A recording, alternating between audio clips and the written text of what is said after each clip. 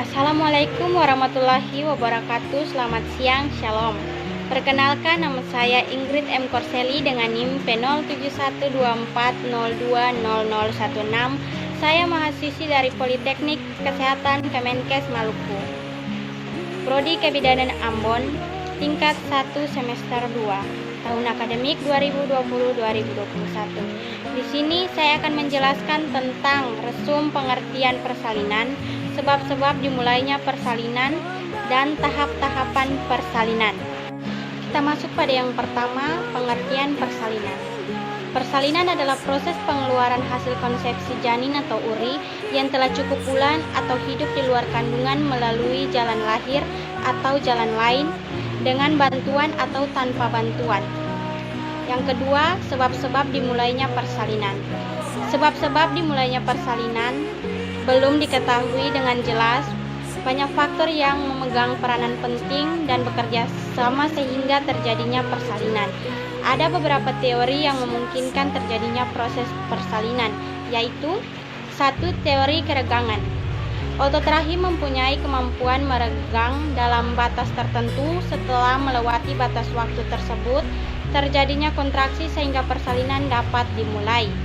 Keadaan uterus yang terus membesar menjadi tegang mengakibatkan iskemia otot-otot uterus.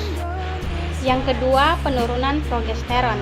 Proses penuaan plasenta terjadi mulai dari umur 28 minggu, di mana terjadi penimbunan jaringan ikat, pembuluh darah mengalami penyempitan atau jalan buntu. Fili chorales mengalami perubahan-perubahan dan produksi progesteron mengalami penurunan, sehingga otot rahim lebih sensitif terhadap oksitosin. Akibatnya otot rahim mulai berkontraksi setelah tercapai tingkat penurunan progesteron tertentu. Yang ketiga, teori oksitosin internal. Oksitosin dikeluarkan oleh kelenjar hipofisis posterior. Perubahan keseimbangan estrogen dan progesteron dapat mengubah sensitivitas otot rahim sehingga sering terjadi kontraksi Braxton-Hicks. Menurunnya kontraksi progesteron akibat tuanya kehamilan menyebabkan oksitosin meningkat aktivitasnya dalam merangsang otot rahim untuk berkontraksi sehingga persalinan dimulai. Yang keempat, teori plasenta menjadi tua. Seiring matangnya usia kehamilan, Fili chorales dalam plasenta mengalami beberapa perubahan. Hal ini menyebabkan turunnya kadar estrogen dan progesteron yang mengakibatkan tegangnya pembuluh darah sehingga akan menimbulkan kontraksi uterus. Yang kelima, teori iritasi mekanis. Di belakang serviks terletak ganglion serviks. Bila ganglion ini digeser dan ditekan misalnya oleh kepala janin, maka akan timbul kontraksi uterus. Yang keenam, teori hipotalamus, pituitari, dan glandula suprarenalis. Glandula suprarenalis merupakan pemicu terjadinya persalinan. Teori ini menunjukkan pada kehamilan dengan bayi anencefalus sering terjadi kelembatan persalinan karena tidak terbentuknya hipotalamus. Dan teori yang ketujuh, teori prostaglandin. Konsentrasi prostaglandin meningkat sejak umur kehamilan 15 minggu yang dikeluarkan oleh DESI2. Pemberian prostaglandin pada saat hamil dapat menimbulkan kontraksi otot rahim sehingga terjadinya persalinan. Prostaglandin dianggap dapat merupakan pemicu terjadinya persalinan. Kita masuk pada yang berikut, tahapan persalinan. Persalinan dibagi menjadi 4 tahap.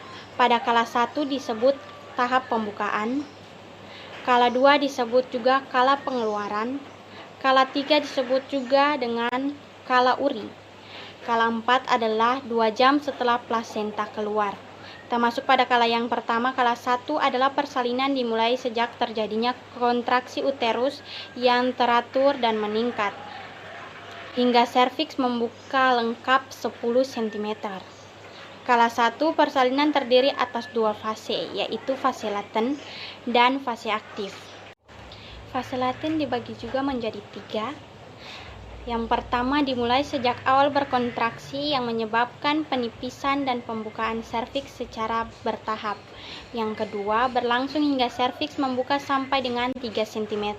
Yang ketiga, pada umumnya fase ini berlangsung lebih kurangnya 8 jam. Yang berikut fase aktif. Pada fase ini, pembukaan berlangsung 6 jam dibagi menjadi 3 fase lagi, yaitu yang pertama, fase akselerasi, pembukaan 4 cm berlangsung selama 2 jam. Yang kedua, fase dilatasi maksimal, pembukaan berlangsung secepat menjadi 9 cm berlangsung selama 2 jam. Yang ketiga, fase deselerasi, pembukaan dari 9 cm sampai 10 cm berlangsung selama 2 jam. Skala 2 dimulai dari pembukaan lengkap 10 cm sampai bayi lahir. Proses ini berlangsung 2 jam pada primigravida dan 1 jam pada multigravida. Pada kala ini, HIS menjadi lebih kuat dan cepat, lebih dari 5 kali atau 10 menit. Dalam kondisi yang normal, pada kala ini, kepala janin sudah masuk dalam ruang panggul, maka pada saat HIS dirasakan tekanan pada otot-otot dasar panggul yang secara reflektoris menimbulkan rasa ingin mengejan. Kemudian perineum mulai menonjol dan menjadi lebar dengan membukanya anus. Labia mulai membuka dan tidak lama kemudian kepala janin tampak dalam vulva pada saat ada HIS. Dengan kekuatan HIS dan mengejan maksimal, kepala janin dilahirkan dengan suboksiput di bawah simfisis dan dahi, muka, dagu melewati perineum. Setelah HIS istirahat sebentar, maka HIS akan mulai lagi untuk mengeluarkan anggota badan bayi. Skala 3 dimulai segera setelah bayi baru lahir sampai lahirnya plasenta yang berlangsung tidak lebih dari 30 menit. Setelah bayi lahir, uterus teraba keras dengan fundus uteri agak di atas pusat. Beberapa menit kemudian uterus berkontraksi lagi untuk melepas plasenta dari dindingnya. Skala 4 dimulai dari saat lahirnya plasenta sampai 2 jam pertama postpartum.